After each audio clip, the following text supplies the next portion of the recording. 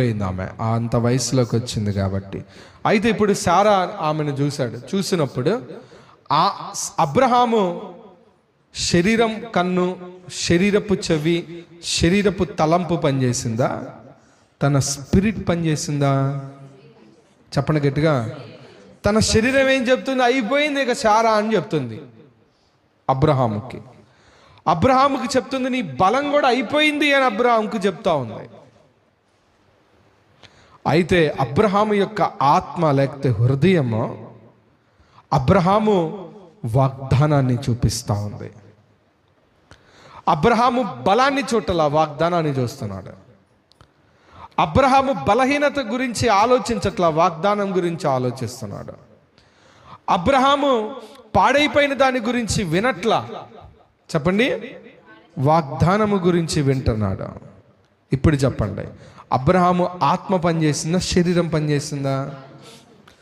ఆత్మ పనిచేసింది. కాబట్టే షాలేము రాజు వచ్చినప్పుడు చెప్పండి, రొట్టెను రసం ఆయన ఇవ్వంగానే ఆయనకి ఏమిచ్చాడు? ఏమంటేనే తిరిగి ఏమిచ్చాడు అబ్రహాం?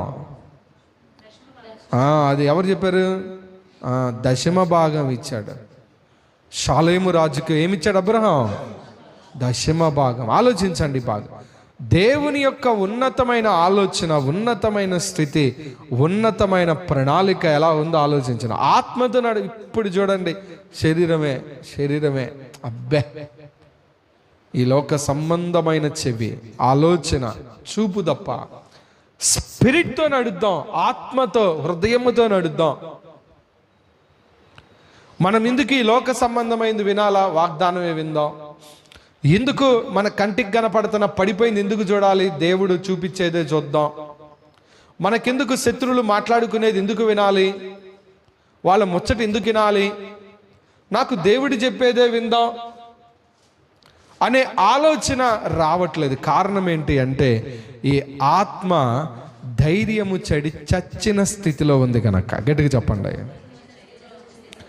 మరి మీ శరీరం బ్రతకాలి, మీ శరీరం నడవాలి, మీ శరీరం ముందుకు సాగాలంటే ఉదయాన్నే టిఫిన్ పెడతారు, మళ్ళీ టీ పెడతారు, మళ్ళీ స్నాక్స్ పెడతారు, మరలా భోజనం పెడతారు, మరలా టీ, మరలా స్నాక్స్, మరలా చెప్పండి భోజనం, మరలా ఏ పడితే ఈ తినేస్తాం. మధ్యలో ఎన్ని తింటే కానీ మన శరీరానికి తృప్తి లేదు, ఆనందం లేదు. మరి నీ ఆత్మ చచ్చిన స్థితిలో ఉన్న నీ ఆత్మను బ్రతికించడానికి ఏం పెడతావు? నీ శరీరాన్ని బ్రతికించడానికి అన్నీ పెడుతున్నావు, బ్రహ్మాండంగా పెడుతున్నావు. చక్కగా మంచి వస్త్రాలు వేస్తున్నావు, మంచి గోల్డ్ వేస్తున్నావు, మంచిగా చూసుకుంటున్నావు నీ బాడీని, నీ పిల్లల అందాన్ని చూస్తున్నావు, నీ భర్త అందాన్ని చూస్తున్నావు, భార్య అందాన్ని చూస్తున్నావు, మురిసిపోతా ఉన్నావు, శరీరాన్ని చూసి అబ్బబ్బబ్బా అనుకుంటున్నావు. మరి స్పిరిట్ సంగతి, నీ ఆత్మ సంగతి ఏంటి? అందుకనే మీరు బ్రేక్ అయిపోయారు. అందుకనే విశ్వాసములో విజయము లేదు. కారణం ఏంటి ఆలోచించండి. నీ ఆత్మకు కూడా నువ్వు ఆహారం పెట్టాలా? గట్టిగా చెప్పండి. అప్పుడు ధైర్యము చెడింది, ధైర్యము తెచ్చుకొని నడుస్తుంది.